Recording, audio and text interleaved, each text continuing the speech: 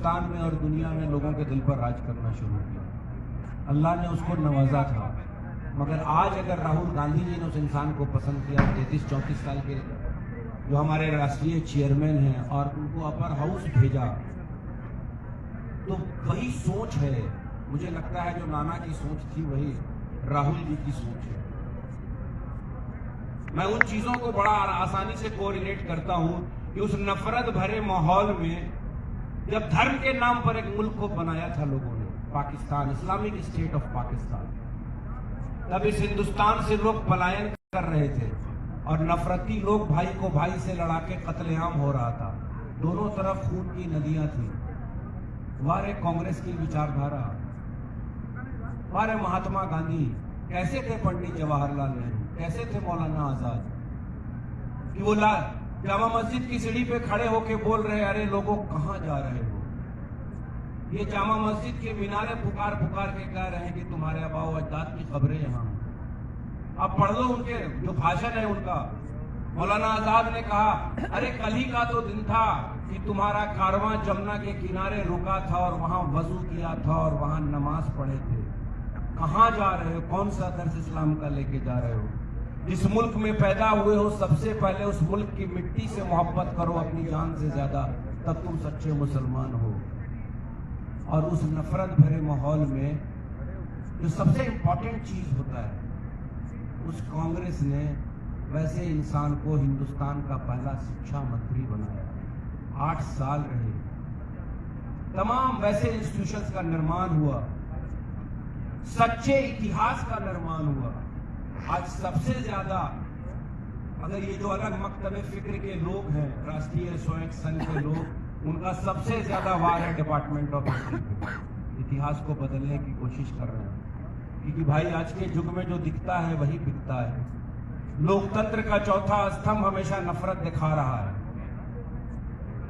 तो ग्रासरूट पे नफरत जा रही है। इतिहास को बदलने की कोशिश की जा रही है, तो लोगों को यही समझ में आ रहा है। तो सलाम कीजिए 21वीं सदी के सच्चे गांधी को। और हम तमाम लोग बड़े खुशकिस्मत हैं, हिस्ट्री हमेशा रिपीट करती है।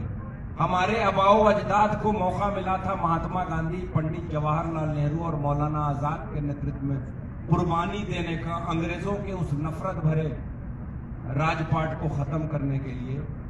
मुझे इस बात का पूरा विश्वास है, एक सच्चे गांधी के नेतृत्व में हम जैसे लोग भी बड़े खुशकिस्मत हैं कि हम लोगों को भी मौका मिला। और मैं हमेशा बोलता हूं, एक बात का रिक्वेस्ट करता हूं, लांबा भाई, मौलाना आजाद पर बोलना इतिहास के स्टूडेंट को कोई बहुत बड़ी बात नहीं है। मैंने बोला आप 1 घंटे में पूरी रात बोल सकता हूं उनकी सारी किताबों के बारे में, उनकी सारी थिंकिंग के बारे में। मैं सिर्फ आप लोगों से एक रिक्वेस्ट करना चाहता हूं, कितना सुंदर दृश्य बनाया कांग्रेस ने कि तमाम भारत के अलग अलग स्टेट से लोगों को भारत यात्री बनाया।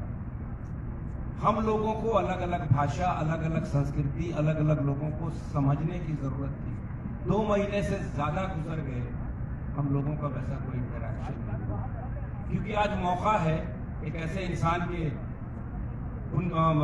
मतलब हम लोग उनका जन्म दिवस मना रहे हैं।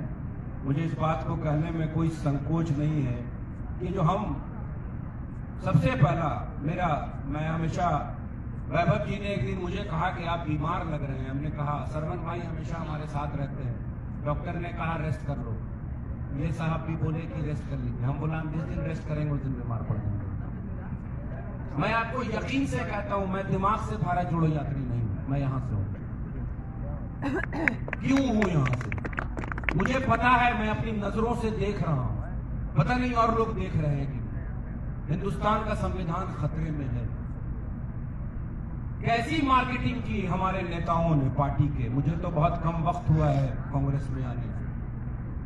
मैं तो सच्चे गांधी के एक वक्तव्य पे कांग्रेस को ज्वाइन किया, जब उन्होंने कहा था और सोशल मीडिया पर वायरल हुआ कि जो आरएसएस बीजेपी के लोग हैं वो जाए मजे करें, और जो लोग बाहर हैं, जो हिंदुस्तान से मोहब्बत करते हैं, इसके सुंदर संविधान को बचाना चाहते हैं, वो आए, हम साथ में मिलकर इस हिंदुस्तान के संविधान को बचाएंगे।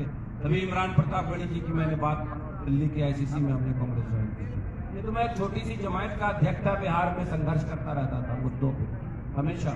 मैं सिर्फ आप लोगों से ये रिक्वेस्ट करता हूं सबसे कोई आदमी बुरा ना माने। भगवान ने हम लोगों को जो बनाया है ना, मानव को, वो मानवता, मानव जाति एक है। सबसे इंपॉर्टेंट चीज वो है जो उसने दिया है, वो है आपका टंग, जुबान, जीभ जिसको कहते हैं।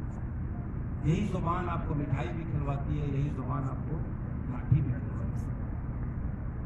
हम चले हैं भारत जोड़ने भाई।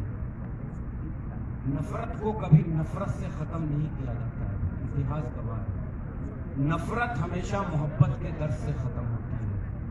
अगर हम एक दूसरे से बात करने में शालीन नहीं होंगे तो कौन सा भारत जोड़ लेंगे।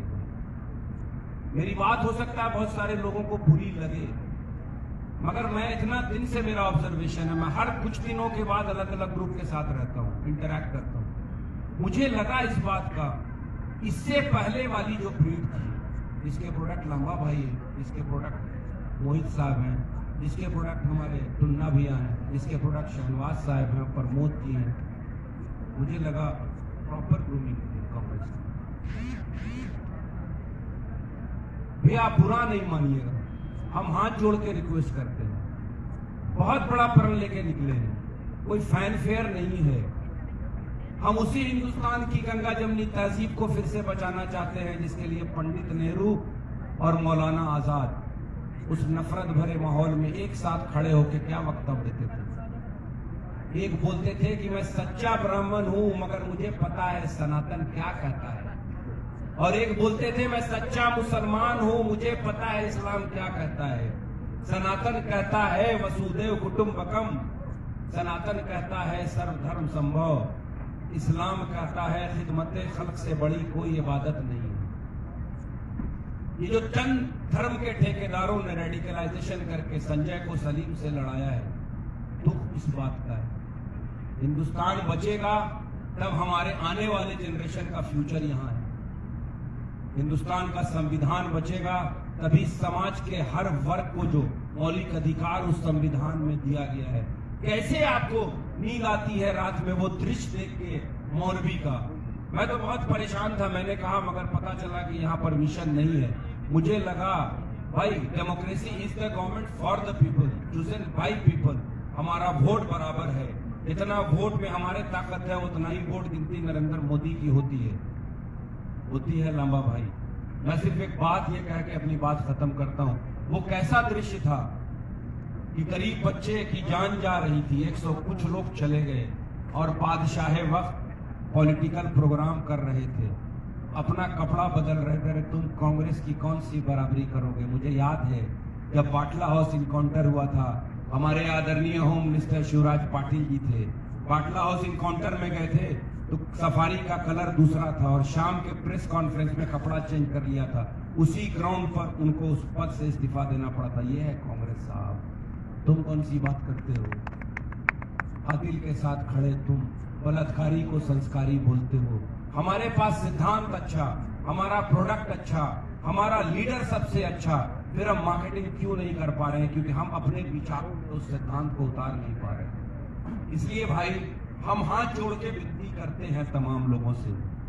ये नेशनल एजुकेशन डे है, मौलाना अबुल कलाम आज़ाद की जयंती हम तमाम लोग मना रहे हैं और मौलाना अबुल कलाम आज़ाद, पंडित नेहरू जी, महात्मा गांधी जी ने इस हिंदुस्तान की साझी संस्कृति, साझी विरासत को जिंदा रखने के लिए एक प्रण लिया था। और आज फिर वैसा समय आ गया है कि हम तमाम लोगों को आपस में मिलके भेदभाव को खत्म करके हिंदुस्तान की साझी विरासत, साझी संस्कृति, हिंदुस्तान के सुंदर संविधान, यहाँ के लोकतंत्र को, तमाम लोगों के मौलिक अधिकार की रक्षा करना है। पूरी मानवता का दर्श देते हुए सच्चे गांधी के नेतृत्व में अपने विचारों से लोगों को सहमत करते हुए नफरत को खत्म करना है। और इस बात का पूर्ण विश्वास है, आज मौलाना आज़ाद के स्टैचू के फोटो के नीचे हम बैठे हुए हैं, कि जिस दिन हम कश्मीर पहुंचेंगे मुझे यकीन है कि हिंदुस्तान से नफरत खत्म हो जाएगी और फिर राहुल गांधी जी को फिर से नया महात्मा इस हिंदुस्तान में आएगा और हिंदुस्तान में चारों तरफ मोहब्बत की फिजा मिलेगी। इससे ज्यादा बोलने की जरूरत नहीं, मौका मिलेगा तो बहुत अच्छा। बहुत शुक्रिया आप तमाम लोगों का कि आप लोगों ने हमारी बात सुनी। शुक्रिया था। आज जैसे कि मौलाना अबुल कलाम आज़ाद जी की जयंती